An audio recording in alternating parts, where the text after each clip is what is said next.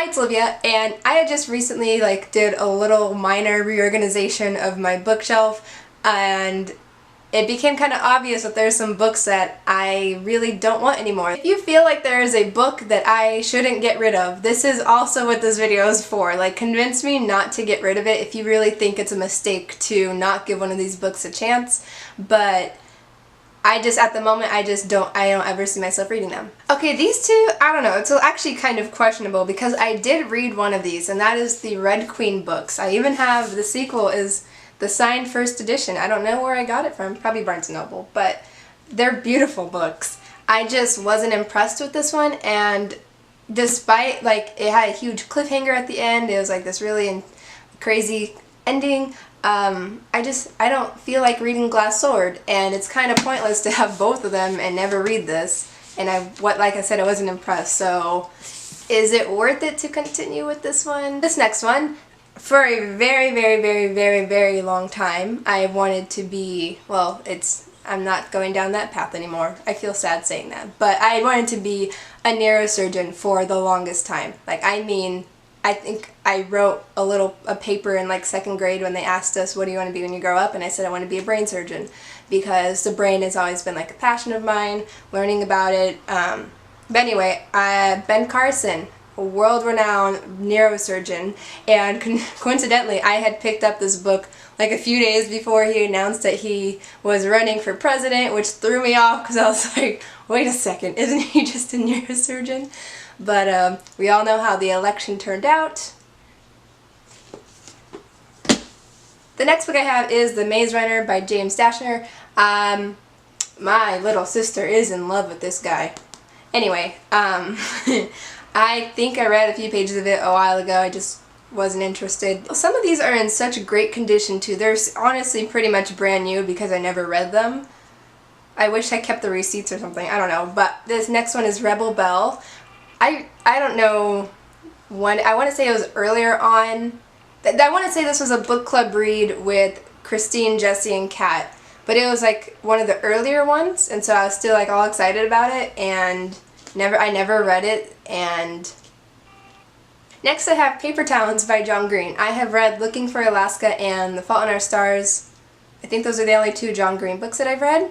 I like his writing, I just don't like his stories. It keeps, in both of those books, I was actually really disappointed in Looking for Alaska. I thought it was really boring. And this is turning into an unpopular opinions video. Anyway, never saw the movie.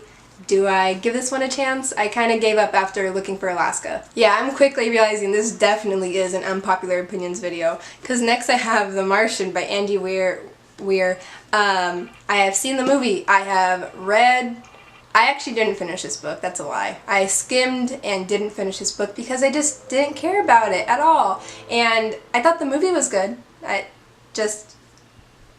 Next I have this book called Into White by Randy Pink. This came out, I want to say, around this time last year, and I was super excited because it's about a black girl who wakes up one morning after wishing that she would be white. You can tell from the cover, she wakes up white, blonde hair, blue eyes. My problem was, I think it felt like the author was trying really hard for this to be written a certain way, and it wasn't working out for me at all. I couldn't finish this, and that is such a disappointment because the premise, honestly, I thought could have made this book something phenomenal. Next I have Panic by Lauren Oliver. I think this was another book club pick that I had gotten but I was procrastinating and didn't get around to reading it, and the desire is just out the window. These next books are probably the most boring things I could ever show you, but they are these giant prep books and study books. The first one is,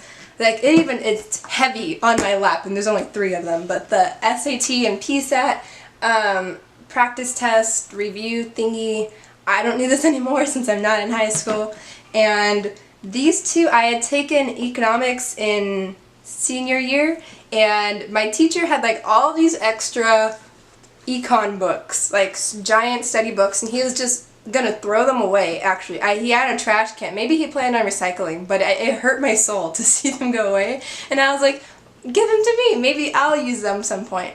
You know, actually I might keep one, I might keep this one. This one is like, seems a little less dense than this one, if in case I ever take econ again. Alright, this last book kind of hurts my soul to get rid of because it is a beautiful book. And the reason why I'm giving it away is because of that. I had bought it because it was beautiful, and I didn't realize it was the third book in a series. Like, I just bought it because I thought it was so pretty, and that is Ink Death by Cornelia Funk. I mean, I got this in like 8th grade when there was this girl in this book club. She's like, oh, I'm selling this for $10, and I looked and I went, oh, the purple, the beauty, it's so pretty. I couldn't pass it up. I used some of my lunch money to get it, and what a dumb choice. But that's how I'm going to end this video. Again, if there's something you think I absolutely should not get rid of, please let me know in the comments. And anything else you want to let me know in the comments, and I'll see you in another video. Bye!